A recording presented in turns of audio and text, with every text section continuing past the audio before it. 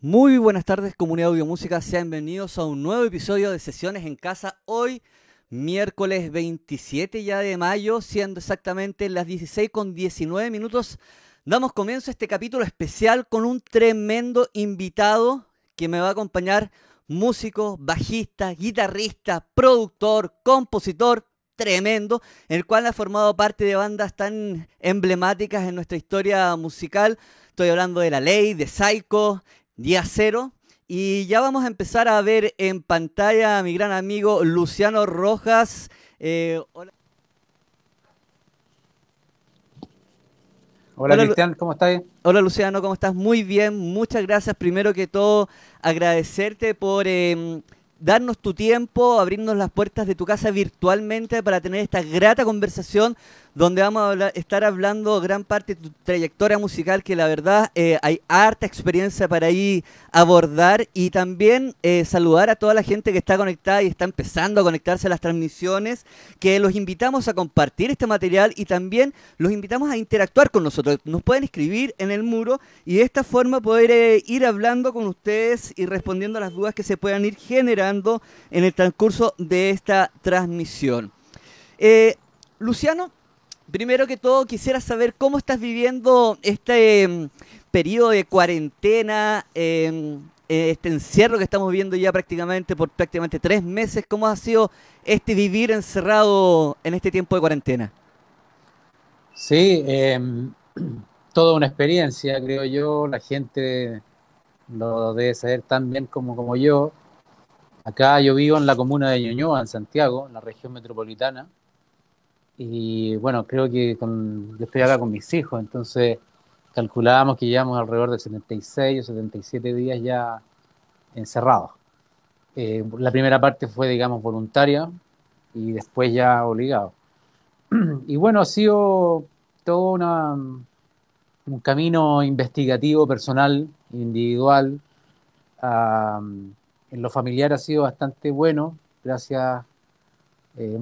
Afortunadamente hemos tenido los medios como para poder hacerlo, cosa que no mucha gente lo puede hacer. Y por el lado creativo ha sido súper positivo también, porque Perfecto. en la casa, digamos, dentro aparte de las cosas domésticas, que ahora soy un chef de primera categoría. Ah, aprendiste nuevos eh, labores. la parte creativa estaba bastante fértil, así que por ese lado muy, muy bien. Y obviamente con la frustración de no poder salir a trabajar, hacer lo nuestro, esa parte es un poquito angustiante a ratos porque lamentablemente lo que desespera un poco es no tener la certeza de cuándo esto podrá. eh, Sabemos que va a ser paulatino, que no es de un día para otro, pero tampoco sabemos cuándo, entonces eso es bastante irritante a ratos. Claro, me imagino de estar moviéndose en el circuito nacional por todo Chile y de un día para otro estar encerrado. La verdad que cuesta acostumbrarse, pero a la vez me imagino que debe ser algo no tan distinto en el sentido cuando tú te dedicas a trabajar musicalmente, que hay que encerrarse en cuatro murallas, empezar a producir, que eso dentro de todo quizás conlleva al esfuerzo de empezar a producir nuevo material, ¿no? Por supuesto, en ese sentido, como lo planteas tú, mi vida no ha cambiado mucho. Yo no soy mucho de salir tampoco. Nuestro trabajo de creación y de producción, como bien lo dices tú, es entre cuatro paredes generalmente. Entonces, no, esa parte del trabajo, al contrario, como te digo, ha sido muy, muy fértil, muy creativa, por otro lado, muy entretenida también. Y el lado que nos afecta es justamente el que planteas tú, que es nuestras presentaciones en vivo, que es como más que los últimos tiempos, como la música se ha estado manejando no solamente acá en Chile, sino que en todo el mundo. Claro, exactamente. Oye, ya entrando de lleno y vamos a empezar a remontarnos ya hace un buen tiempo atrás.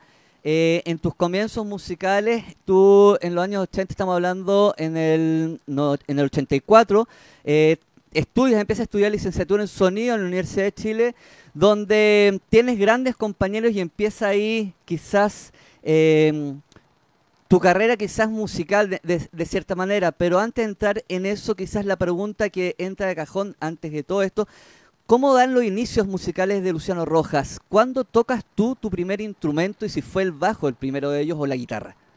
Mm. No, no, el bajo no lo fue. Mi acercamiento a la música fue a partir de una guitarra. Es una historia súper clásica en el fondo. Le regalaron una guitarra a mi hermana cuando yo era muy chico, tipo 7, 8 años, y ella no la pescó mucho y la tomé yo. Y así yo empecé a hacer mis canciones, empecé a tocar, a conocer la música con mis compañeros de colegio, que estamos muy en contacto por estos días, de hecho. Hacíamos y deshacíamos grupos, éramos muy cercanos al folclore en esa época. Nosotros, o sea, yo recuerdo, porque estamos hablando de muchos años atrás, yo me crié, yo soy un hijo de la dictadura militar acá en Chile, entonces el acceso a música de forma, digamos, flexible era muy, muy complicado, entonces era muy limitado en el fondo. Entonces mis primeros acercamientos fueron hacia el folclore, sin duda. Y poco a poco fui conociendo el más de rock a la medida que íbamos creciendo, pero una vez que yo salgo del colegio y entro a la Universidad de Chile, en realidad ahí es como cuando mi cerebro se expande a toda la música que me llevó a dedicarme a esto en el fondo. Claro, pues ahí tú en el 84 ingresas a la Universidad de Chile, como está diciendo, a la licenciatura de sonido, donde ahí tenías como compañero a Andrés Bove, también estamos hablando de Claudio Narea. Era una camada de músicos que estaba saliendo y estaba ahí metido dentro de la música para sacar nuevas generaciones musicales, ¿no? Cuéntanos cómo fue eso de la licenciatura, a qué te da estudiar esto del sonido, cuéntanos un poquito de eso.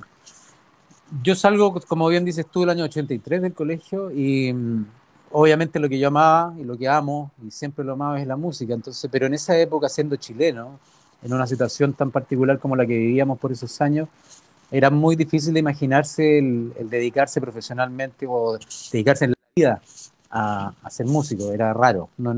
Hoy en día es bastante más común. Claro. Entonces, una forma como para estar cerca de la música, yo tomé la carrera de sonido, la licenciatura en Artes, Convención en Sonido en la Universidad de Chile. Y sorprendentemente yo entro y claro, sin saberlo, me meto en una generación, estaba muchísima gente que tiempo y décadas después fueron muy importantes en la escena musical chilena, en todo ámbito, desde managers hasta compositores, intérpretes, músicos, etcétera, grupos musicales también. Entonces, aparte de lo teórico, de lo académico, fue una experiencia muy, muy interesante. Me cambió a mí un poco el foco y de salir del colegio a un mundo tan amplio como este, en realidad, fue bien importante para mí, más allá de lo académico.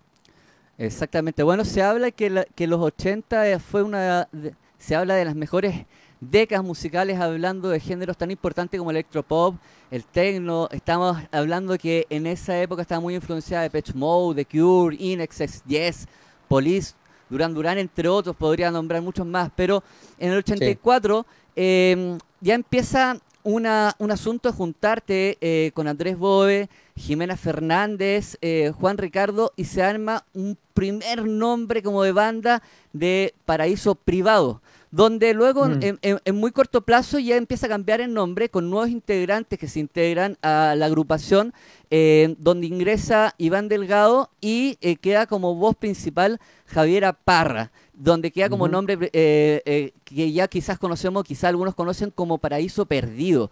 Así es. Y que un poco vamos a escuchar, tengo ahí un videito donde hacen un reconocimiento ahí ¿En serio? de matrimonio, donde tocas con la Javiera Parra en la S6 y vamos a entrar en detalle y ver eso. Genial.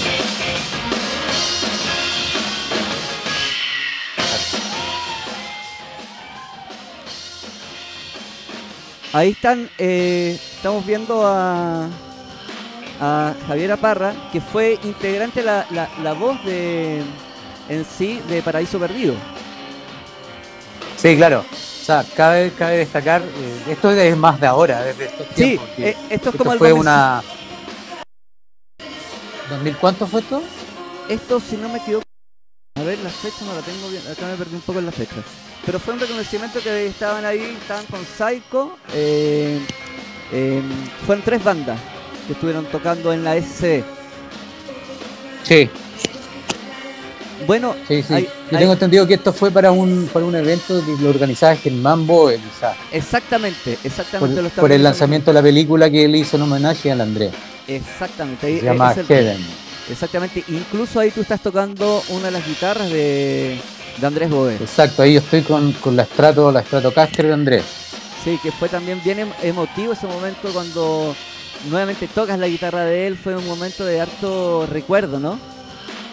Por supuesto, imagínate tener su instrumento predilecto ahí y la familia de Andrés, sobre todo Germán, me la hayan prestado para poder tocar con ella, de verdad fue muy emocionante, muy significativo y para todos ¿no? También. No, esto fue para recordar y para el lanzamiento de la película como que la produjo Germán Boe, su hermano. Perfecto. Oye, Bueno, Luciano, cabe destacar sí, también, Cristian, de que todo este proceso cuando éramos cabros chicos en la universidad fue todo muy improvisado, un camino de mucho aprendizaje, porque Paraíso Privado, como dices tú, era un experimento que nosotros teníamos y que se intercalaban un montón de integrantes, cambiábamos a cada rato, lo desarmamos, lo volvíamos a armar, y después con un poquito más de experiencia, después de un par de años, empezó a profesionalizarse más, que el momento que llega Javiera y alcanzamos a grabar con Carlos Fonseca un par de singles, así que es. fue lo único que quedó como registro de ese proyecto. Oye, y cuéntame un poco, en una época, estamos hablando entre el 84 y 85, donde venía una camada importante de banda. Bueno, en el 84 ya estaba sonando muy fuerte la voz de los 80, Los Prisioneros. Así Y ya es. en el 80, 85, 86 ya venía una camada bien fuerte de bandas como UPA, Aparato Raro, Aterrizaje Forzoso, en un circuito nacional que estaba lanzándose.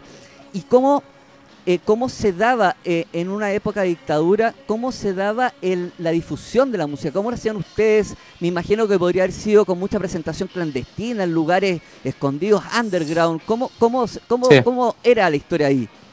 La primera etapa, como bien dices tú, que fue el año 80, nuestra primera etapa, porque igualmente en años anteriores ya habían actividades, pero muy subterráneas, muy de underground, como dices tú. Yo recuerdo muchas veces haber tocado con la banda El Pequeño Viso en el año 86, en lugares como el Trole o en Matucana, lo que hoy en día es Matucana 100, y teníamos que quedarnos ahí porque había toque de queda, así como lo que estamos viviendo un poco ahora. Entonces, era todo muy a pulso, no había una difusión que apoyara, digamos, todas estas manifestaciones artísticas. Se mezclaba mucho el teatro con la música, todo muy a pulso, hasta que yo creo que fue el pop argentino, el rock pop argentino, que vino a reventar un poquito ese encierro, porque eso fue en Argentina, fue motivado por la guerra de las Malvinas, Claro, que se pusieron de acuerdo todas las radios y tocaban solamente música argentina, lo que trajo como consecuencia una explosión de la música argentina, y eso afectó mucho aquí en Chile, eso afectó directamente aquí en Chile, y fue ahí cuando los medios se abrieron un poquito a, a, a promocionar y ayudar a comunicar un poquito todo este movimiento que venía de antes, de un montón de propuestas y de grupos, de cantantes, etcétera. claro, era un momento difícil de difusión para hacerlo y el principal medio eran las presentaciones que se tenían que correr de voz en voz para que obviamente en un momento de los Absolutamente. era muy criticado porque también era un movimiento también que era muy social, muy políticamente hablando en las letras, donde estas bandas representaban un poco la voz del pueblo en una situación que se vivía muy angustiante también. Entonces, ustedes eran parte de la voz, tanto lo que estaba haciendo Los Prisioneros, era una canción que estaba generando el ruido que tanto se rumoreaba que se estaba haciendo. Pero Absolutamente, absolutamente. fue difícil, fue difícil. Bueno, invitamos. Fue Sí, muy dale. difícil por el hecho de que fue una época para que la gente de las nuevas generaciones fue de mucha represión, muchísima represión. Algo similar a lo que sucedió ahora con el estallido social, pero de una forma bastante más violenta. Habían desaparecía gente todos los días, era peligroso estar en la calle. Como te digo, nosotros tocábamos, nos teníamos que quedar en los lugares para no exponernos a los militares que salían en la noche. Entonces, fue una época muy violenta, muy reprimida, entonces obviamente toda expresión artística eh, cumplía su función de poder como desahogar toda esta presión generada por la autoridad a jóvenes como lo éramos nosotros en esa época. Me imagino de todas maneras. Bueno, estoy avanzando musicalmente y los años pasan y la búsqueda de la belleza y la perfección musical llega a desarrollar un ambicioso proyecto ahí, Andrés Bove junto a Rodrigo Boitis, que era en ese momento tecladista de Aparato Raro, y la cantante de Nadia Chía, donde Sí. junto al productor Carlos Fonseca se da el primer inicio, las primeras siglas de el denominado La Ley. Quizás muchos de ustedes Así no se es. pueden recordar, pero La Ley parte con una vocalista femenina, Chía, que viene desde España, digamos, en sí era española, venía de España y venía con mucho, con toda esta nueva ola también que se estaba generando también en España, en Europa, y aporta Claro. con su conocimiento, ¿no? ¿Cómo? Sí, claro, claro. Eso, mira, haciéndote un gran resumen, porque son hartas historias Sí, metidas unas con otras. Entonces nosotros veníamos de la Chile, teníamos estos experimentos de Paraíso Perdido, Paraíso Privado, qué sé yo. Después es Iván Delgado que a mí me invita a participar de la banda del Pequeño Vicio. Que eso fue un gran aprendizaje para nosotros en cuanto, porque teníamos ya alguna experiencia en estudios de grabación, las primeras producciones musicales, las primeras nociones de una mezcla musical. Pero en vivo no teníamos mucha experiencia, era bastante amateur en ese sentido. ajá, Y con la banda El Pequeño Vicio estuvimos 2 años más o menos tocando duro y parejo en varios pubs y cosas así, lo que nos entregó harta experiencia al respecto. Y en la claro. mitad de ese proyecto es cuando Coti y Rodrigo Aboitis, Coti Aboitis, con Andrés Bove, se reúnen y empiezan a hacer un trabajo experimental en la casa de Rodrigo y, y se ponen de acuerdo con Xi Arbulú, que era una de las hermanas Arbulú que Ya formaban uno el no. grupo Nadie en Ah, esa España. exactamente, exactamente. Oye, Y todo esto y todo esto eran cosas paralelas, porque mientras hacían eso, nosotros seguíamos tocando con Pequeño Vicio, Aparato Raro estaba dando vueltas por ahí, eran todos como primo, proyectos paralelos. primo hermano, llamémoslo, ¿no? Claro, primo hermano, sí podría decirse. Oye, ¿te parece que escuchemos algo de ese material del 88, La Ley con Chía, para que la gente Claro que sí. para que pueda escuchar y ver cómo era ese material en ese momento?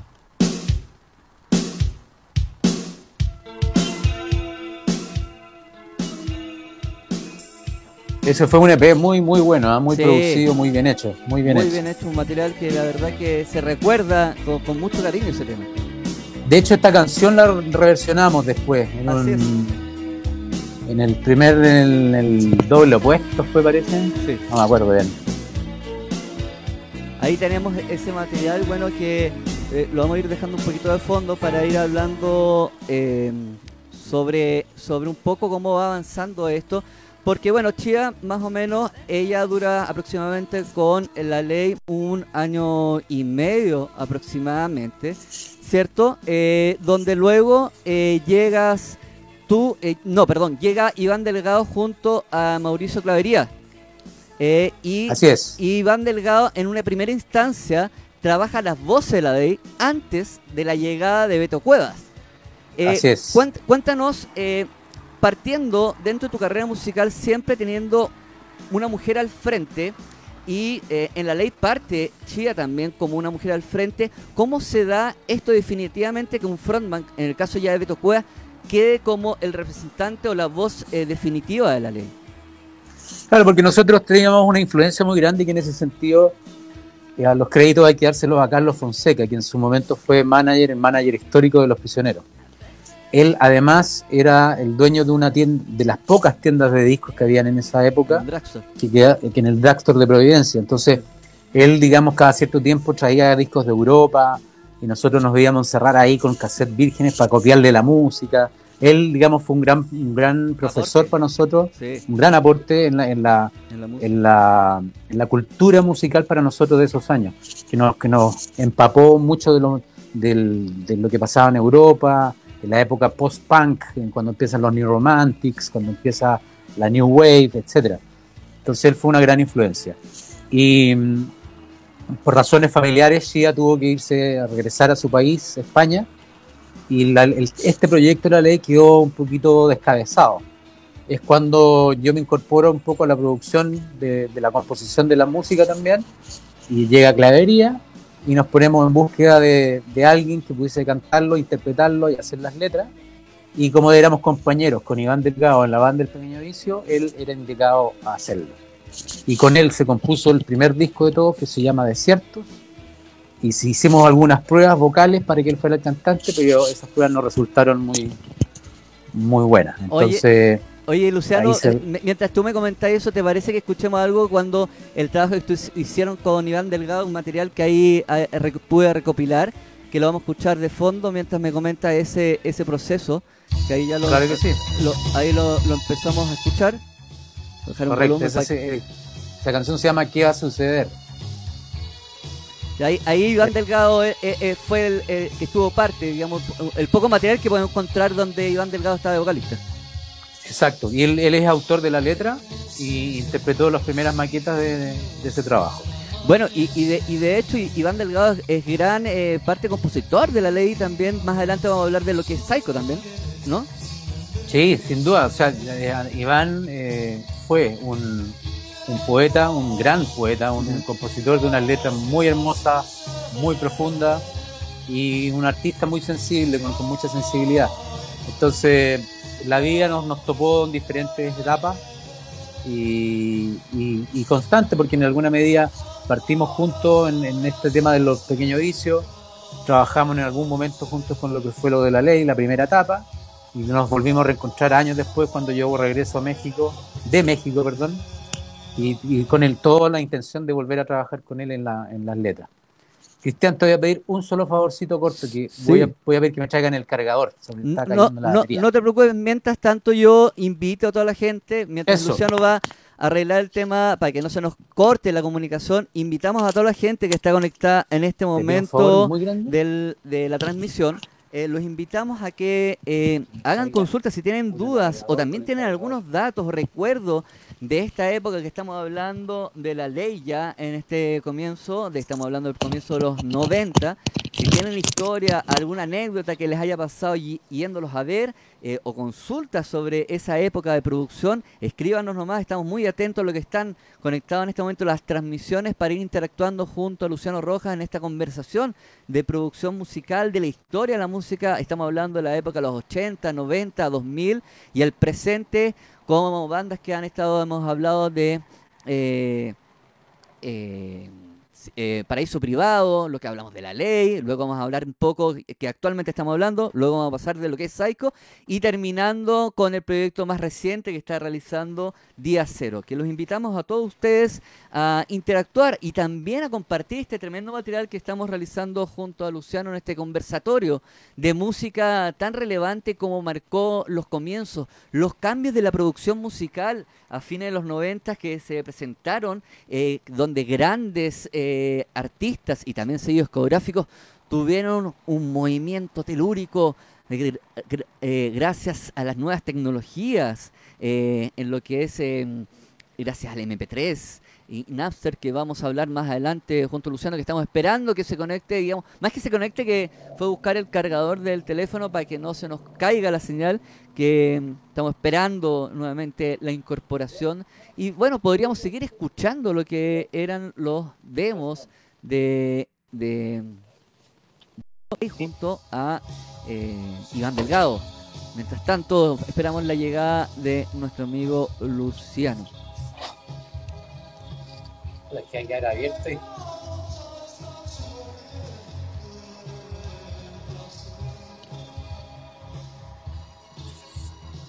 Estamos haciendo ya los últimos ajustitos.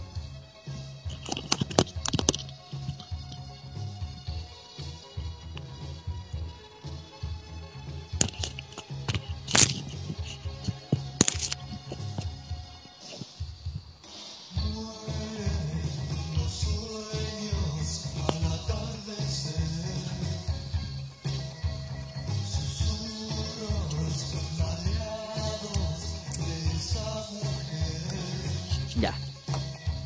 Estamos casi en el último. Bueno, estamos viendo un poco parte de la trayectoria musical de Luciano Rojas, como Paraíso Perdido, trabajo en La Ley, trabajo en Psycho y últimamente también en lo que es Día Cero. Estamos haciendo un pequeño repaso porque la verdad es que la historia es muy grande y lo hemos estado compactando un poco. Son prácticamente 4 décadas de trayectoria musical de un tremendo músico, productor, guitarrista, bajista que nos ha estado acompañando musicalmente y que tiene harto para entregar y comentar cómo era la industria musical en estos últimos 40 años. Ya estamos acá, Cristiana. Ya, perfecto. Estábamos hablando un poco lo que fue el trabajo de Iván Delgado. Ya llega Beto Cuevas a integrarse a La Ley y nos comentabas cómo llega él a la banda un poco, Luciano. ¿Cómo se da esa instancia? Eso es completamente fortuito en el fondo, porque cuando no resultó la vocalización de Iván, nos pusimos inmediatamente en búsqueda de un cantante, que en este caso ya estaba decidido que iba a ser una voz masculina en el fondo.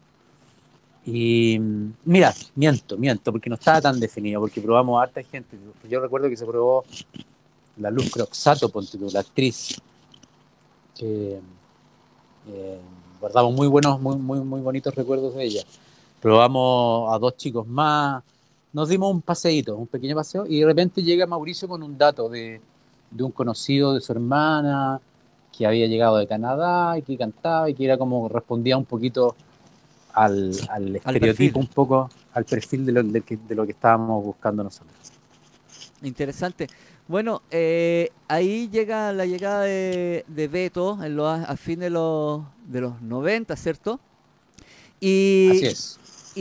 Y bueno, se empiezan a dar varias instancias interesantes en el cual ustedes empiezan a generar harto ruido en el principio de los 90 y estamos hablando de que con Doble Opuesto en un periodo de muy corto tiempo hacen 100.000 copias vendidas, que Sí. era un gran logro en la industria musical en esa época. ¿Cómo se lo toman y esa responsabilidad que tienen en tan corto tiempo con Beto vender tanta cantidad de copias? Sí, mira, hay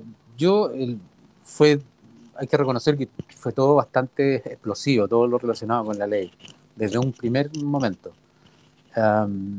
El primer disco quedó algo truncado por un problema de discográfica, qué sé yo, el disco Desierto, que salieron solamente 500 copias, y posterior a eso ya nos ponemos de cabeza a trabajar en lo que fue el Doble Opuesto, y cuando salió ya eso como que reventó un poquito la olla. Y básicamente fue un trabajo, yo creo que fue muy profesional en el fondo, en ese sentido el Andrés cumplió una misión importantísima porque él venía con una experiencia internacional, él no vivió en muchas partes del mundo, muy en contacto con la música siempre, era mayor que nosotros también en esos años, esos pequeños años de diferencia se notan harto también. Entonces él fue un gran líder en ese sentido y se hizo un trabajo muy profesional en todo sentido, estético, de producción musical, de shows en vivo, que no era muy común en ese tiempo que hubiese en el medio chileno. Yo creo que eso fue lo que impactó harto en el fondo. Mucha gente pensaba que no éramos chilenos, de hecho, en un comienzo, en los primeros comienzos. Claro, exactamente. Oye, Luciano, en esa época, un poco para entrar en dicho de cómo se daba la situación en Chile, la difusión de la música seguía costando y programas televisivos eran tan importantes en esa época. Recordemos que existía Extra Jóvenes, que era un espacio ideal para que las bandas musicales se presentaran sin la autoría o la responsabilidad de tener un videoclip. En el caso muy distinto era como Más Música y Sábado Taquilla, que en sí iba a mostrar tu videoclip, ya era el lanzamiento y lo daba ahí, pero Extra Joven tenía la riqueza de que se iban a presentar las bandas en vivo, con un formato muy íntimo, y eso ya empieza a nombrarse porque empiezan ustedes a trabajar donde se renombra este cover que hace de Rolling Stone en el 92 de Angel. Entonces, ahí empieza una explosión que los conlleva a tocar en el Festival de Viña, ¿no? Así es. Lo que pasa es que es interesante el fenómeno que ocurrió en esa época porque, como te digo, a raíz de la explosión del pop rock argentino, aquí empezó a nacer un movimiento de muchísimas bandas, muchísimos exponentes de la música. No todos de la mejor calidad, por la misma masividad que tenían. Y recuerdo muy bien de que los medios de comunicación le daban mucha bola, muchas páginas de sus revistas, de sus diarios, de los espacios televisivos, como bien dices tú, pero que no tenían todavía un bagaje o una experiencia profesional lo suficientemente buena como para competir a gran nivel, digamos. Eso yo creo que fue la diferencia que marcó un poquito la ley en ese sentido y causó, digamos, el impacto que causó. Y eso fue, como muy bien dices tú, con el Angel, con la reversión que hicimos de la canción de los Rolling Stones. Y como estaba cantada en inglés, pensaban que el grupo no era chileno. Entonces, eso fue como la explosión un poquito a la masividad. Oye, vamos a ver un poquito de ese tema tan famoso que los hizo a principios de los 90, ahí tocando en un programa de Megavisión, para que lo podamos ver. Mira.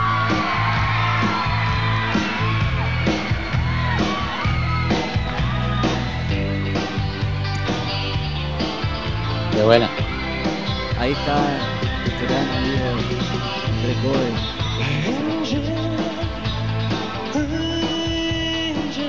Bueno, esto fue quizás como el trampolín donde se abren las puertas y ya la gente lo empieza a escuchar más fuera de frontera, ¿cierto? No te escuché muy bien, Cristian. Este es un tema, digamos, de gran importancia que se da también por casualidad, porque esto es un cover que hacen para un programa de televisión de TVN, que les piden ustedes, sí. Y nunca pensaron que iba a tener tanta envergadura o tanto revuelo este tema. No, y yo creo que es por la razón que te dije recién, porque el sonido era a todo nivel, digamos, sonaba a la par con cualquier artista internacional, estaba cantado en inglés, como Beto había vivido en Canadá, dominaba perfectamente el idioma, entonces fue como el acceso que tuvimos para que radios que tocaban música anglo, por ejemplo, tocaran esta canción. Entonces eso nos abrió muchas puertas en muchos medios de comunicación masivos. Oye, gracias a este tema, al éxito que se estaba generando en las radios en todos lados, ustedes en el año 1993, ustedes van por primera vez al Festival de Viña. ¿Cómo se da esta instancia? ¿Cómo se los toman como banda esa responsabilidad de uno de los festivales más importantes de Latinoamérica en tan corto tiempo como madurez de la banda? ¿Cómo se lo toman el presentarse en este escenario tan grande?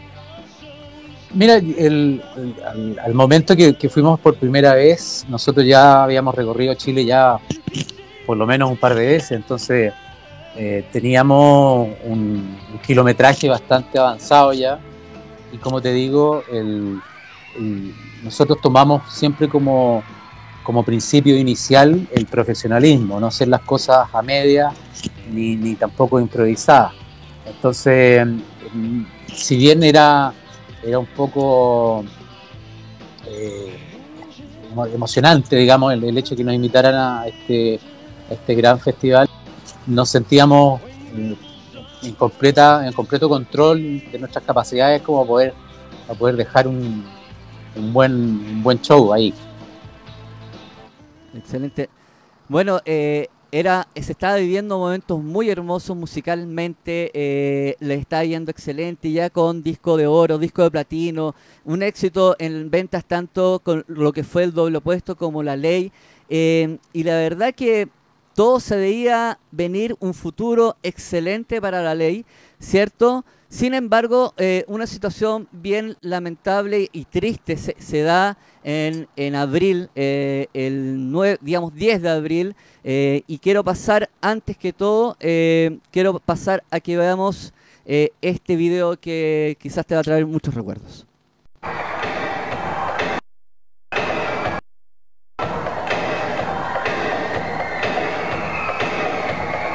Ese fue el concierto del Gimnasio de Conchalí. Exactamente, este fue el último concierto, la misma noche, que lamentablemente en la noche, saliendo de este concierto, Andrés Boe se dirigía a su casa y lamentablemente tiene este accidente ahí en La Reina. ¿Qué es para ti ver esta imagen en el museo?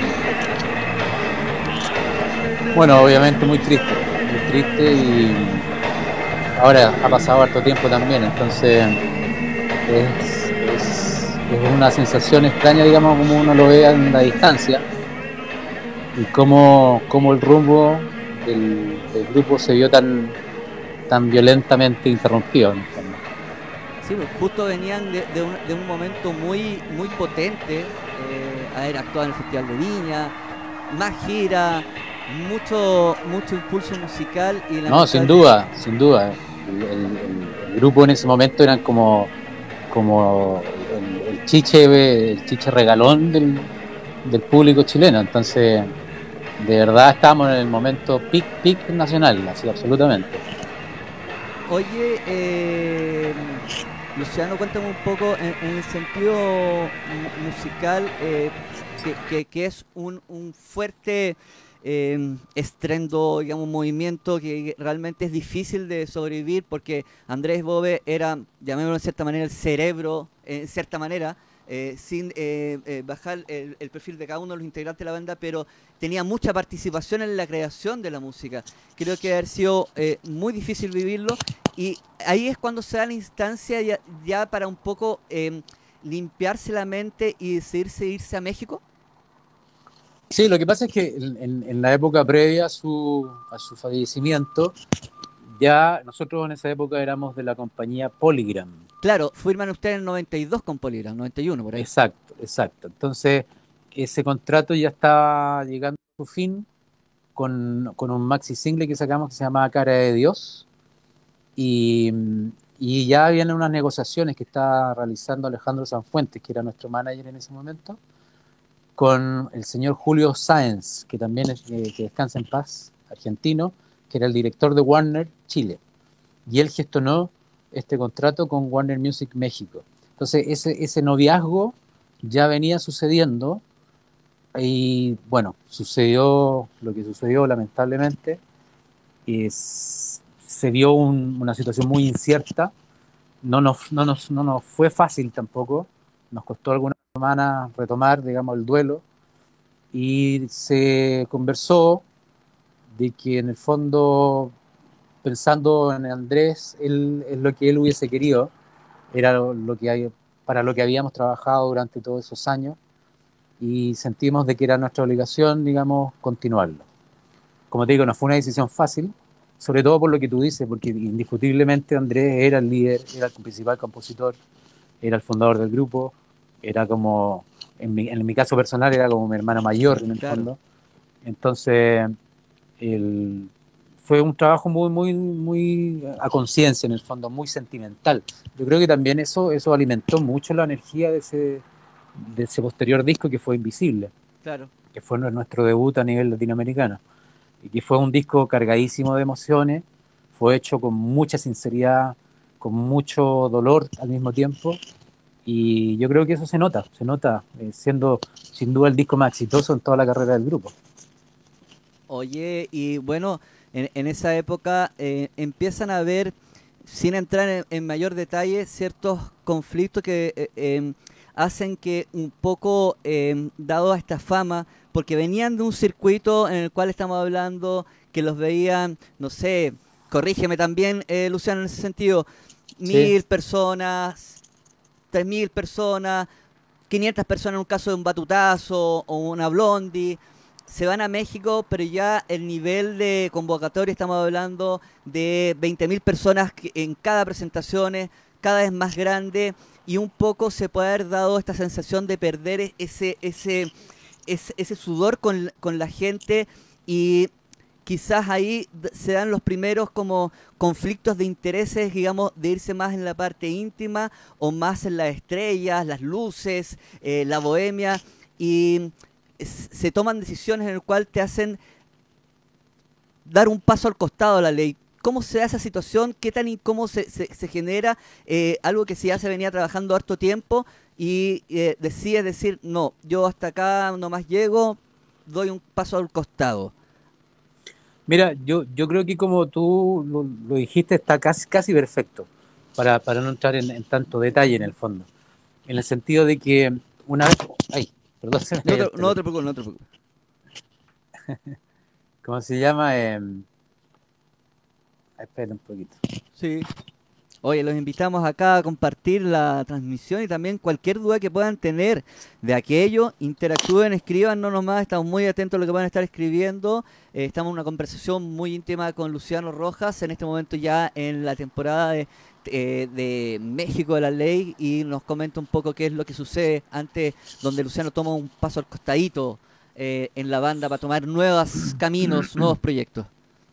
Sí, como te decía, como tú lo resumiste, digamos, en muy buena forma, porque para no entrar en tanto detalle y poder seguir hablando de cosas más actuales, sin duda, como te dije, este disco Invisible fue el homenaje muy sentido, con mucho sentimiento, con mucho cariño, con mucho dolor, que todos dejamos lo mejor de lo nuestro en este disco que Andrés había ya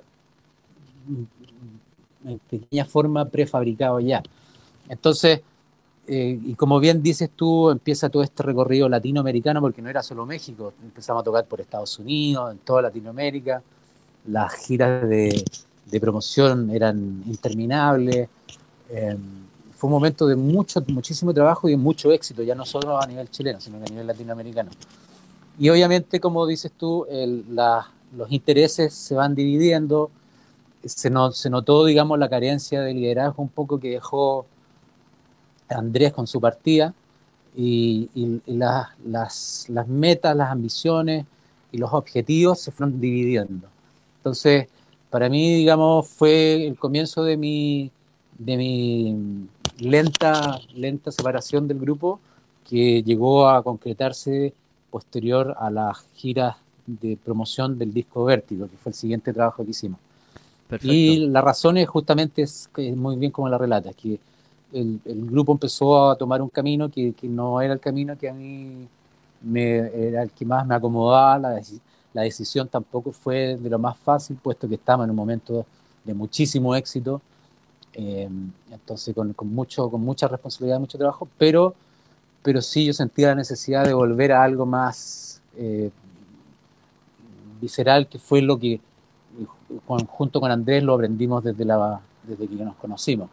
Entonces fue un periodo difícil, pero en el caso personal necesario, y creo que al grupo también le alivianó un poquito ese peso de las diferencias y esos roces que en el día a día se van irritando cada vez más. Antes de, como se dice, terminar todo mal, digamos, preferible, en vez de estirar el elástico, dejarlo terminar bien, bien amigos, sino irse al odio, ¿no?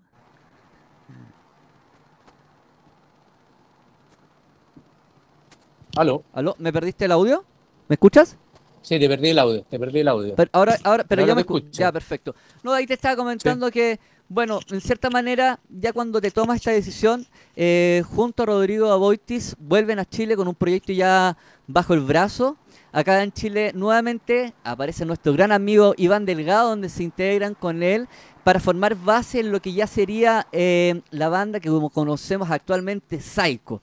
así es. Luego de varias audiencias que realizaron ustedes en Balmaceda, llega Denise.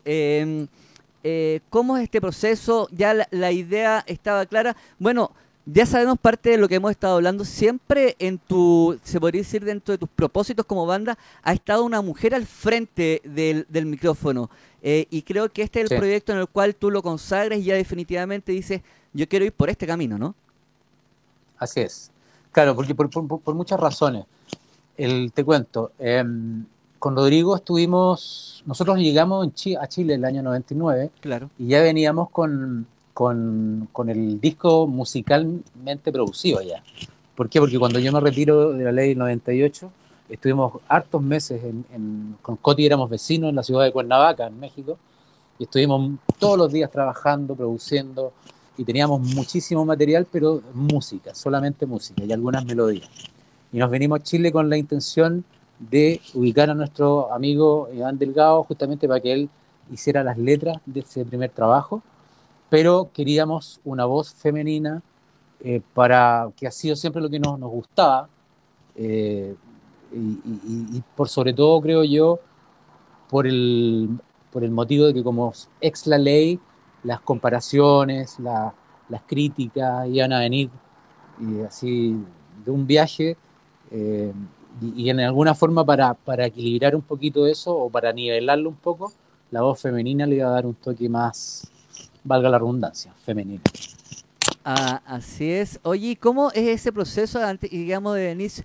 Tengo entendido que igual no fue una decisión en la cual fuera unánime al tiro que ella ingresara como vocalista de la banda. Tengo entendido que por ahí incluso pasó por ahí dentro de esas audiciones Alejandra Valle. Cuéntame un poquito de eso, alguna anécdota o algo donde se toma la decisión ya. Denise va a ser nuestra representante vocal en la banda. Sí, mira, se probó mucha gente, de hecho, hicimos, porque nosotros con Rodrigo fuimos a la tele, de hecho, fuimos, no me acuerdo qué Hicieron una programa fue, un convocatoria en la programa, tele. Sí. claro, un programa que tenía Sergio Lago, si no me equivoco. Eh, Y pusimos el número de teléfono, mira, estamos haciendo un casting para un nuevo grupo, etcétera, etcétera. Y bueno, sí, como se esperaba, se presentó muchísima gente y todo. Dentro de todos estos filtros que fuimos avanzando, se fueron quedando algunas seleccionadas, y en una última instancia quedó la Denise con Carolina Sotomayor, que posteriormente fue la vocalista del grupo El Sotombay. Sí, sí. Y a mí siempre me critican, siempre me agarran para el hueveo mis compañeros, porque la Denise dice que yo nunca voté por ella, sino que votaba por la Sotomayor. Todavía ahí no cierto, te pena eso. me lo sacan en cara. Lo que pasa es que después de, qué sé yo, más de 50 personas que se presentaron, llegamos a una final, entonces esa decisión no fue fácil tampoco. Pero gracias a los grandes dioses quedó la Denise. Oye, Luciano, en esa época, con un sonido mucho más moderno, en esa época se les denominaba los garbas chilenos. ¿Cómo era el método musical que trabajabas tú? Porque había mucha secuencia, mucho sonido electrónico en el rock, y a la vez ahí era necesario también que hubiera un back, porque no todo era secuencia, y también en esa época, estamos hablando, no era como muy bien visto el trabajar como con pista, y ingresa Marcelo Filippi, que era el baterista de Lo Imposible, para integrar más Sí, como banda rockera y no tan electrónica. Cuéntame, ¿cómo era el proceso de ustedes así es. en las composiciones? Claro, eso es a causa de que, como te comenté, con Rodrigo trabajamos más de un año, estando en México todavía los dos solos, a punta de secuencias, de teclados virtuales, etcétera. Entonces era básicamente una composición de música electrónica, hechas Claro. canciones en el fondo. Posteriormente yo agarro la guitarra, yo dije, ok, de aquí en adelante empiezo a tocar la guitarra de nuevo. Entonces, mi estilo estaba muy influenciado también por, como dices tú, por esa tendencia media garbage, de la música más de fines de los Fue en los 90. 90, exactamente. Entonces, cuando ya se forma el grupo, grabamos el disco, se formaliza nuestra situación con EMI Music Chile, entramos a grabar el disco y lo entramos a grabar con Joaquín García, un Donde gran ingeniero chileno. ¿Cómo? ahí nace Informe Psycho. Ahí nace el Informe Psycho, que lo grabamos acá en Chile en Estudios del Sur y que posteriormente fuimos a Alemania a mezclarlo y a masterizarlo. Pero en este proceso de grabación que tuvimos acá en Santiago, en Estudios del Sur, es el mismo Joaquín el que nos recomienda, o acordamos juntos, en realidad esto deberíamos ponerle una batería real. Y él fue el que nos recomendó a Marcelo Filippi, que era un baterista que él conocía muy bien, que era un gran sesionista y que en pocas horas podía interpretar lo que nosotros estábamos haciendo. Y así fue como llegó Filippi a grabar, digamos. Él nunca tocó en vivo con nosotros, pero sí estuvo junto a nosotros en ese primer disco, Informe Psycho. Oye, ¿te parece que vayamos a ver unas imágenes de las primeras que hay de Psycho en la televisión? Que empezamos a ver desde ya, ahí en Ya, VX.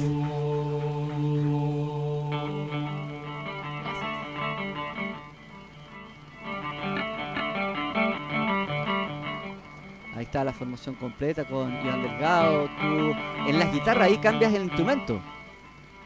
ahí yo estoy en guitarra, claro. Claro. ¿Cómo se da esa Todo instancia eso. que cambias el instrumento Dime. del bajo a la guitarra? ¿Cómo se van dando esa instancia?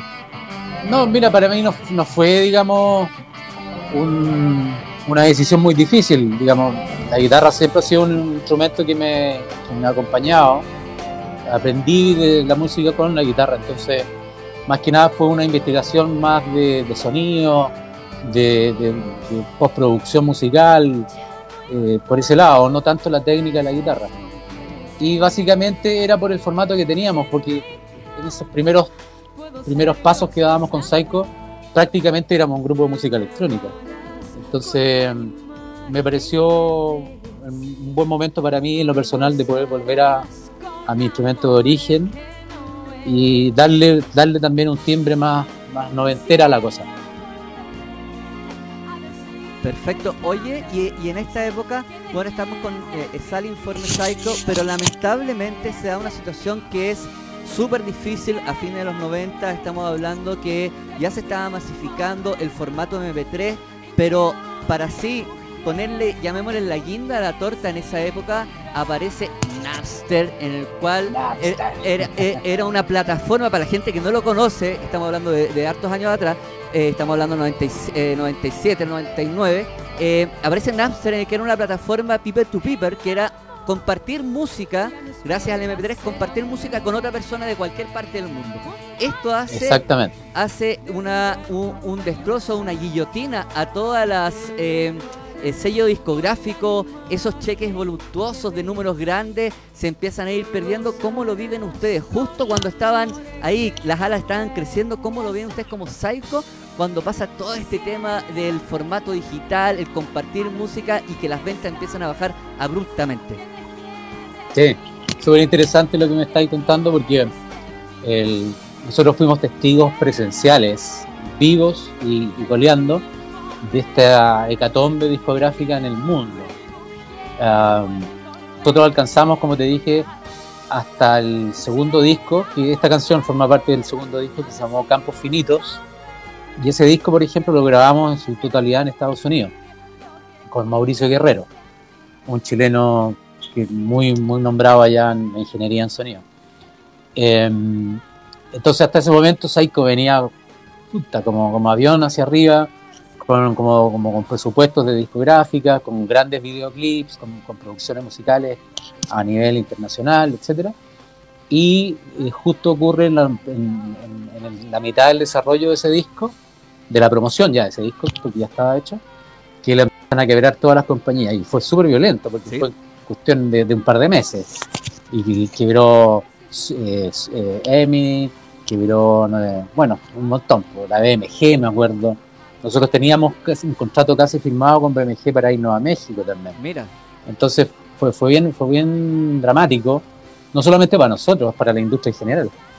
Entonces eso fue también, yo creo que un periodo de muchísimo aprendizaje, porque lo que no te mata te hace más fuerte, dicen. Así es. Y posterior a eso, Coti retomó unas actividades personales que tenía, estuvo viajando harto a España, y con Denise nos vimos la obligación de autoproducirnos, de aprender el trabajo independiente, porque decidimos que Saiko no se va a destruir junto con las discográficas, no vamos a seguir. Y fue un trabajo muy a pulso, muy incierto a veces, de venir de estar grabando discos en Estados Unidos y mezclándolo en Alemania, empezar a grabar en tu casa y conseguir presupuestos por aquí y por allá para poder hacer uno que otro chiste interesante.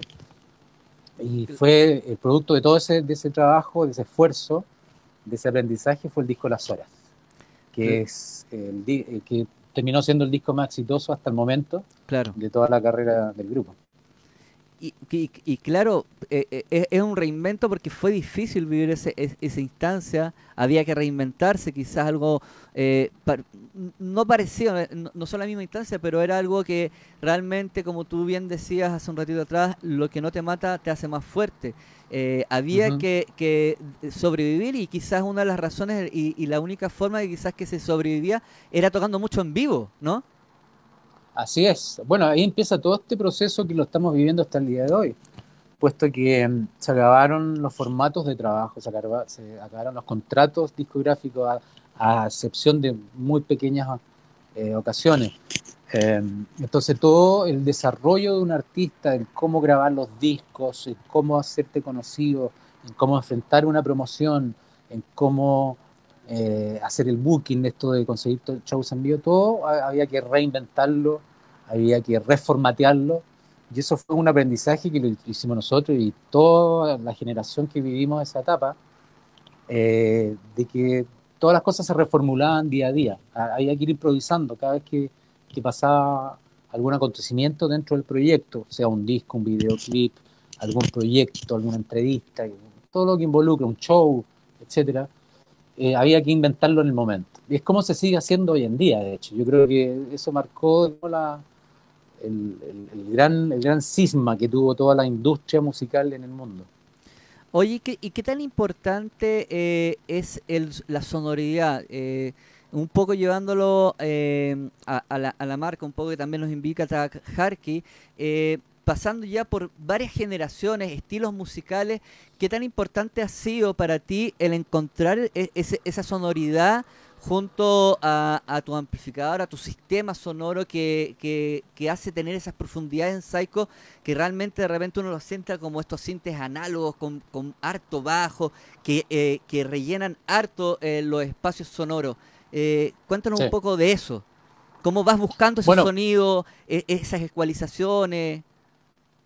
sí, mira, en ese sentido mi trabajo ha sido, por así decirlo, poco ortodoxo, una cosa así, porque mi desarrollo, mi evolución en ese sentido ha sido muy intuitiva en cuanto a los diferentes territorios, escenarios y carreras que he pisado durante todos estos años. Entonces, en ese sentido ha sido una búsqueda sin mucha preparación académica, por así decirlo, pero sí con un sentido claro de lograr sonidos especiales, sonidos innovadores, ser original por sobre todo, en situaciones de que la música cada vez se está haciendo más parecida unas con otras. Y en ese sentido mi vínculo con mis instrumentos y con sobre todo la marca Harke, que estamos trabajando juntos hoy en día, ha sido súper importante porque yo me tenemos este noviazgo como profesional hace unos meses atrás, Ajá. pero mi vínculo con la marca viene desde hace muchísimos años atrás, en que en diferentes partes del mundo, en diferentes escenarios de Latinoamérica, me he encontrado con Harke, con amplificadores Harke. Entonces, en cierta forma, quizás por la cercanía que he tenido con ellos, que me siento muy identificado y en el fondo ha definido un poco el sonido que estoy teniendo hoy en día. Así que básicamente forma un poquito parte de mi historia también. Es Eh, como eh, un hermano, un compañero de ruta, como se dice. claro, y este compañero de ruta es importante el tomar las decisiones y tener claro la sonoridad, porque tú bien decías hace un rato atrás, eh, prácticamente se ha hecho toda la música y es difícil en sí destacarse sin el karma de que te digan, oye, pero si esto se parece a esto, esto se parece a lo otro. ¿Tú qué le Sí. podrías decir a la gente que en este momento no puede estar viendo en esta transmisión o quizás luego post grabado lo vea? ¿Qué le puede decir a las generaciones de hoy en día que están trabajando en su música, en buscar y jugar con la música y las sonoridades? Mira, en ese sentido yo lo tengo bien claro y intento repetirlo de la mejor forma posible cada vez que puedo. De que yo no niego, digamos, el derecho absolutamente legal de, de artistas, gente que eh, eh, realiza y se pone como meta hacer música como la que suena hoy en día para lograr ciertos objetivos, cierta fama, cierto reconocimiento. Eso me parece que es legal y lo respeto, digamos. Pero mi posición dista mucho de eso. Mi posición siempre que le digo a alumnos, gente que me pregunta, o amigos, etcétera, colegas, es buscar tu personalidad, es buscar tu identidad. Y en este caso, en este rubro, es buscar tu sonido, es buscar tu mensaje y buscar tu personalidad, que yo creo que eso es el mejor pasaporte a tener algún reconocimiento en algún momento de ese trabajo. Para mí eso es Perfecto. súper importante. Yo valoro muchísimo a la gente que tiene personalidad, que tiene un sonido que es identificable y creo que eso es lo que define bien a lo que llamo un artista. Exactamente. Y bueno, sabias palabras ahí nos estás entregando para la gente que nos está viendo las transmisiones en este momento, en el cual, bueno, da a toda esta trayectoria musical que nos ha estado hablando, también no puedo dejar de lado y de mencionar uno de tus últimos proyectos quizás que hemos estado escuchando, donde se vuelven a las raíces, donde se reencuentran los viejos amigos en la música, donde partió todo hace prácticamente 40 años atrás, y estamos hablando de tu proyecto Día Cero. ¿Cómo se da Ujú. esta oportunidad de volver a reencontrarse con viejos amigos y realizar nuevamente música? Eso fue un proceso muy, muy bonito en el fondo porque fue un reencuentro, sin duda. Un reencuentro porque estuvimos distanciados varios años. Me refiero más que nada a Pedro Frugoni y a Mauricio Clavería, porque con el Coti, con Rodrigo Aboitis, yo estaba en contacto permanente, puta, ya casi toda una vida. Pero una vez que se termina abruptamente lo de la ley, eh, al año después ellos se ponen en contacto con nosotros, aclaramos ciertas cosas, nos pusimos de acuerdo, pusimos las puntos, las I, ¿cómo es? Los Los puntos sobre puntos las de IES, sobre ahí. y nos perdonamos, eh, y estábamos muy felices de reencontrarnos, y quedamos en lo que siempre hemos dicho, y tratamos de transmitírselo un poco a la gente, porque Día Cero, con la muy pequeña existencia que ha tenido hasta ahora, y la muy baja presentaciones en vivo que hemos tenido por razones de logística en el fondo, porque uno vive en Austin, Texas, y después se cambió a Puerto Rico, Clavería vive en México, Claro. Coti viaja a España, va y viene a cada rato, entonces no es fácil. Entonces, pero lo que sí sabemos es que esto lo vamos a seguir haciendo. Hicimos un disco que nos tiene sumamente satisfechos, que lo pueden ver también, escuchar, perdón, en Spotify, se llama Topografía. Fue un disco que fue producido íntegramente por internet, y, y realmente nos dejó muy contentos y con muchas ganas de seguir haciendo música. De hecho, seguimos componiendo música aprovechando esta situación que estamos viviendo todos ahora. Y, y nada, pues con el afán de que en algún momento estábamos justamente hablando hoy día en la mañana, de que después de todo esto, si Dios quiere, va a ser paulatino, qué sé yo, y el próximo año empezar un poquito más a las presentaciones en vivo. Pero la producción musical, digamos, de canciones, de discos, eso es continuo y seguimos haciéndolo, y, y nos tiene realmente contentos por la razón que tú dijiste. Es un placer volver con tus viejos amigos a componer, a producir, porque basta una guiñada de ojo nomás y ya te pones de acuerdo. De hecho, Ya. hicimos un disco por internet, cuestión que no es fácil. Así que muy satisfecho con eso, me tiene muy contento. Oye, Luciano, acá la comunidad ya se está expresando, en especial lo que del temario que estamos hablando ahora, y Ariel Cerati pregunta, ¿por qué el disco Día Cero no salió en físico y solo digital? ¿Hay algún proyecto futuro de que salga físicamente? Sí, claro, claro que sí. Lo que pasa es que podríamos decir en forma simbólica de que el grupo todavía no existe físicamente. ¿Es un globo Porque virtual? no, es un grupo, hasta el momento podría ser un grupo virtual, porque estuvimos tocando un par de veces acá en Chile, qué sé yo. Fue más que nada por el gusto de poder vernos y ver, a ver qué tan oxidados estábamos de tocar juntos arriba de un escenario. Pero para nada, al contrario, fue como andar en bicicleta, nos dejó muy entusiasmados, y como te digo, con paciencia, sin ningún apuro, estamos a la espera de poder empezar a realizar presentaciones en vivo. Y con respecto a la pregunta que hace sobre el disco, es por la misma razón, porque sacarlo en físico requiere de cierta inversión. En el caso ideal, siendo Día Cero un grupo que es medio regional, porque nosotros tenemos seguidores en Costa Rica, en Puerto Rico, en México, en Estados Unidos, en Colombia, en Argentina, muchos también, y sobre todo aquí en Chile, obviamente, en Perú también. Entonces, tener un respaldo para sacar algo físico de un discográfico es importante.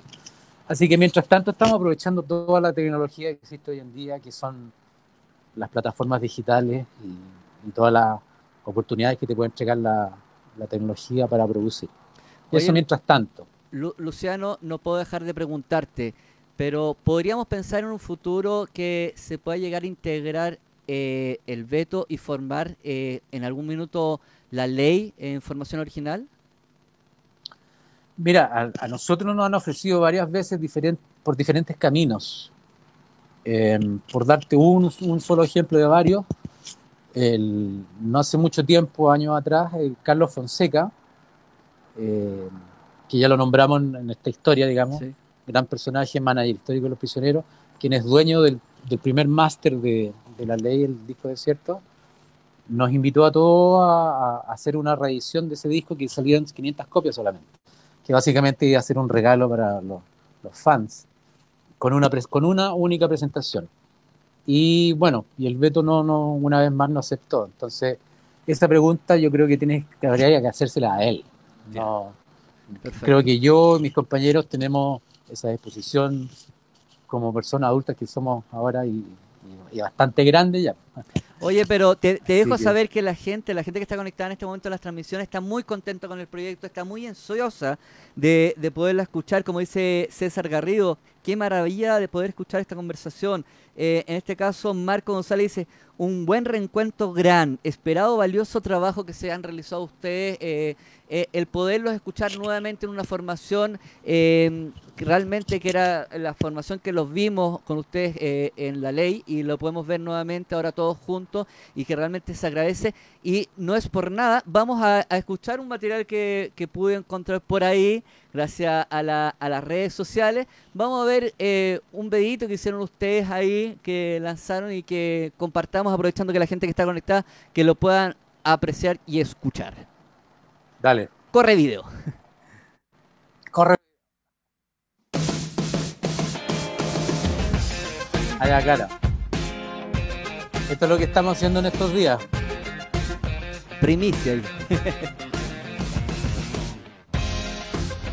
Todo esto lo hicieron virtualmente, ¿no? Cada uno desde su casa. Claro, Proyecto, exactamente, cada esto- uno desde la casa. proyecto coronavirus. Así es. Exacto. Claro, es una forma de compartir con la gente. La intención que tenemos es, esta es la segunda canción que lanzamos y es el track número 2 del disco. Y la intención que tenemos es hacer las 10 canciones en este formato y lanzándolas periódicamente para que la gente los vaya masticando de a poco. Y posterior a eso vamos también a incluir canciones de La Ley, sin duda. Oye, Luciano, ¿y la gente dónde puede estar viendo este material que veo ahí mucha gente participando y preguntando? ¿Dónde puede estar viendo, saliendo información de ustedes? Claro que sí, en cualquiera de las plataformas, llámese Facebook, Instagram, Twitter, es @Día0Music. En el presente, mientras vamos viendo este trabajo en el presente, Luciano Rojas, ¿qué nos depara en un futuro cercano? Obviamente pensando ya, estás en un trabajo nuevo, bueno, estamos viendo lo último que estás haciendo con Día Cero. Aparte de esto, con Psycho, ¿también estás trabajando en material nuevo? ¿Algo que luego de la pandemia vayamos a encontrarnos nuevamente? Sí, claro, claro, hay un montón de cosas que quedaron pendientes y con esta confinación que estamos viviendo todos también ha sido un gatillante de muchas ideas nuevas. Entonces, como te decía en el comienzo, la parte creativa es la que está muy activa por estos días. Entonces, sin duda, con Psycho tenemos mucho material nuevo. No hemos planificado en qué formato podemos lanzarlo ni cuándo, porque lamentablemente los tiempos están muy inciertos por ahora. Pero sí te puedo nombrar las ideas que tenemos. Ahora pronto vamos a editar con Psycho un disco en vivo que hicimos en el Teatro Regional del Biobío, un hermoso teatro allá en Concepción, con el disco Bermud que le pusimos nosotros, que son reversiones de nuestras canciones, pero en un formato más de orquesta, una mini orquesta, con piano, con percusiones, todo muy acústico. Eso viene ahora, pronto, creo que las próximas semanas. Entonces la gente tiene que estar muy atenta a las redes sociales, a la información que esté entregando Psycho en sus plataformas oficiales. Exactamente. Y tenemos también un plan de acompañamiento que lo estamos haciendo para todos nuestros psychoadictos, que vamos a estar lanzándole cositas inéditas que se pueden inscribir. Estamos inventando cosas, lo que yo creo que es lo que está haciendo todo el mundo. Estamos reinventando formatos y ver de qué forma podemos llegar y acercarnos y acompañar a la gente. Y con Día Cero estamos componiendo y estamos realizando estos videos. Eso es por el momento. Mira, acá tenemos una pregunta de Cristian. Pregunta, con la salida de Carlos y Roberto de Saico, ¿no hubo intención de que entraran a la formación Pedro Frugone o Mauricio? Bueno, No, Mauricio ha tocado con Saico cada vez que viene. sí, sí, claro, claro, o sea, obviamente, digamos, nosotros vamos a compartir escenarios siempre en la medida que podamos y todo, pero Mauricio tiene sus compromisos en México, tiene varios proyectos, o hasta antes de la cuarentena por lo menos, estaba girando muchísimo por Estados Unidos, como te digo, tiene varios proyectos caminando juntos, tenía un tributo a Pink Floyd, hermoso, como una orquesta sinfónica, Wow. tenía otro con puros ex cracks mexicanos. No, Mauricio es un gallo muy, muy activo en ese sentido. Hay que sacar números para tocar Y con él. claro, claro, entonces cuando él venía a Chile, qué sé yo, teníamos un par de cositas, él aprovechaba de venir a ver a su familia y tocábamos un par de veces. Pero nunca fue el objetivo de la salida de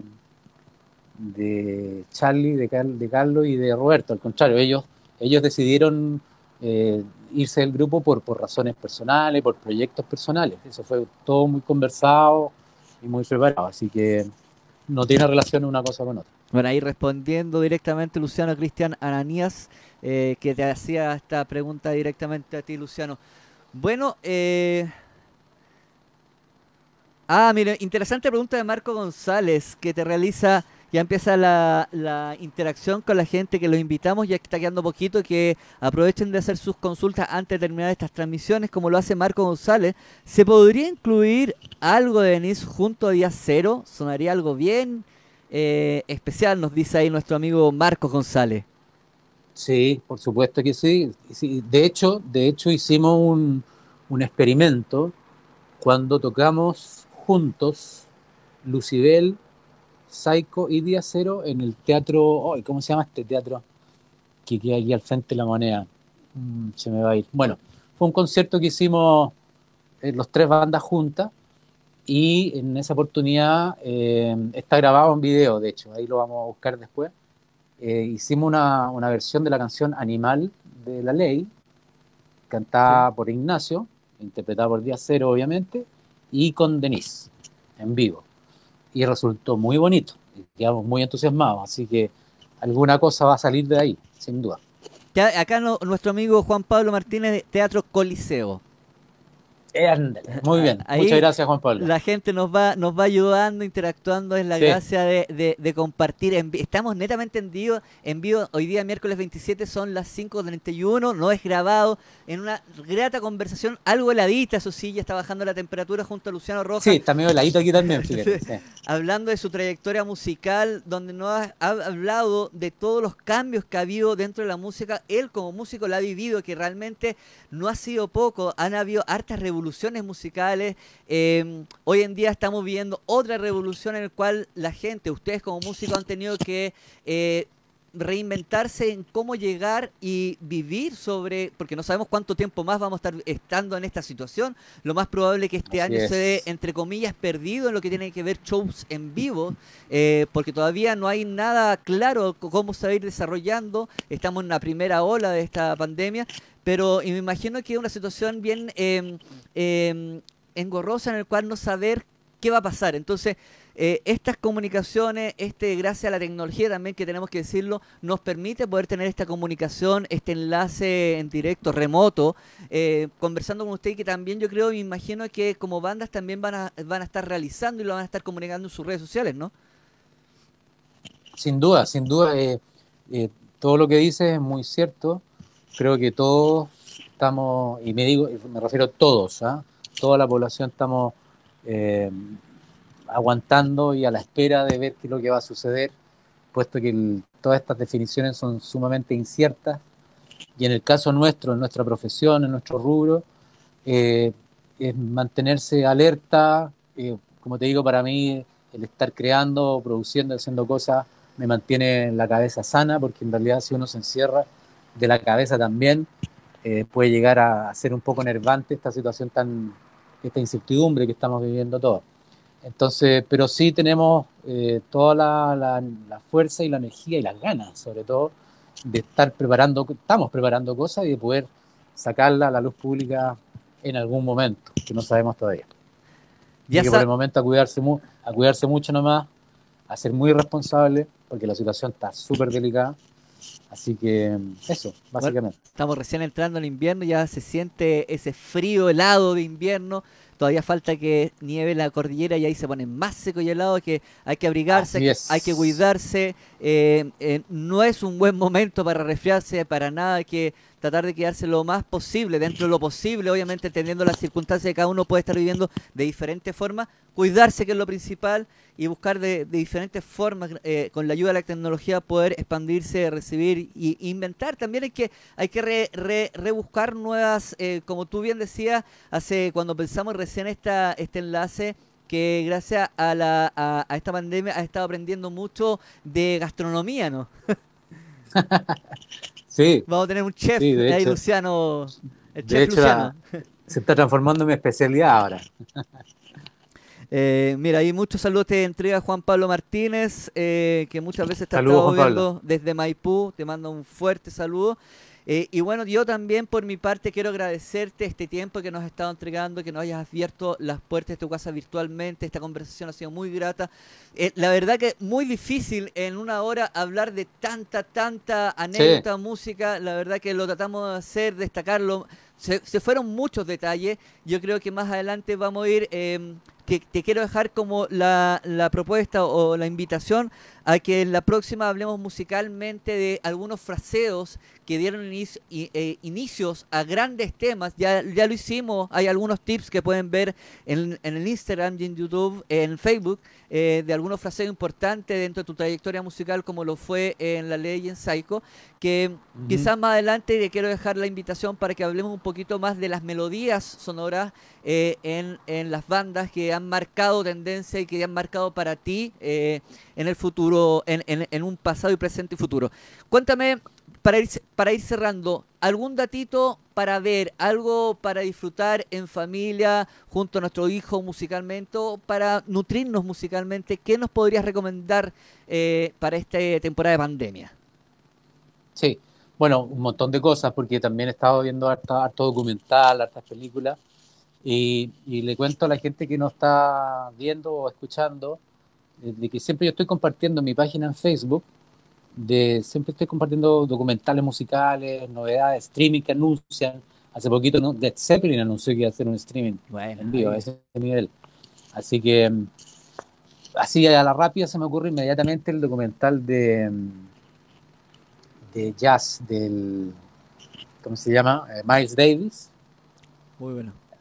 No recuerdo el nombre del documental, pero si ustedes colocan en Netflix Miles Davis, les va a aparecer. Es hermoso y yo creo que es un acercamiento al jazz que no mucha gente lo tiene, y es un acercamiento cercano, que se entiende, que es súper humano además, y no está lejano a ningún estilo musical como mucho prejuicioso pueda pensarlo.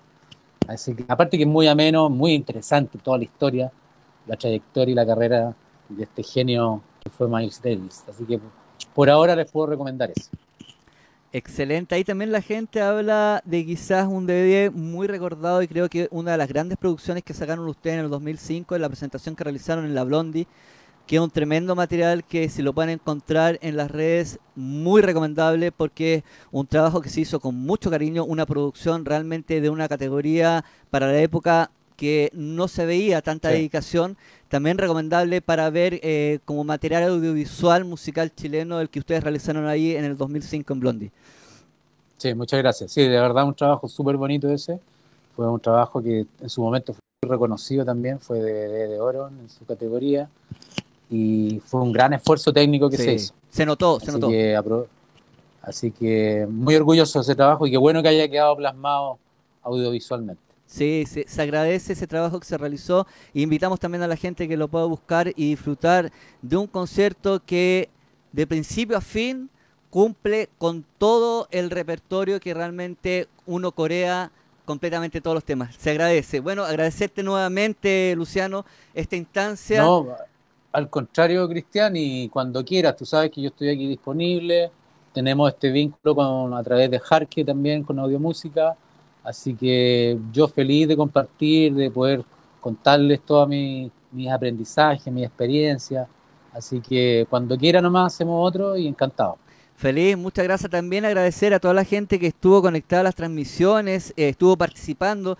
Es parte para ustedes un poco este material para un poco distraerse, escuchar, saber un poco de historia, que es importante saber los comienzos de nuestras raíces musicales chilenas, que ha vivido grandes momentos históricos, musicales, políticos que han influenciado en los 80, en los 90 y en el presente. Y eso no lo podíamos dejar de lado. Y qué mejor que estar bien acompañado de Luciano para que nos pudiera contar una parte de esta gran historia musical chilena que hemos podido escuchar durante todo este tiempo y que ha pasado de generación en generación. Agradecido como siempre, agradecido también de la gente, de su participación. Y estemos en contacto, voy a cobrarte esa palabra para que en un futuro muy cercano podamos Cuando hablar un quiera. poquito de las melodías en bajo y en guitarra, de esos acordes en tanto en la banda como La Ley, como en Psycho y Día Cero. Agradecerte a Por todos. acá, Sí, sí. por acá encantado, Cristian. Así que cuenta con Listo, eso. pues. Muchas gracias.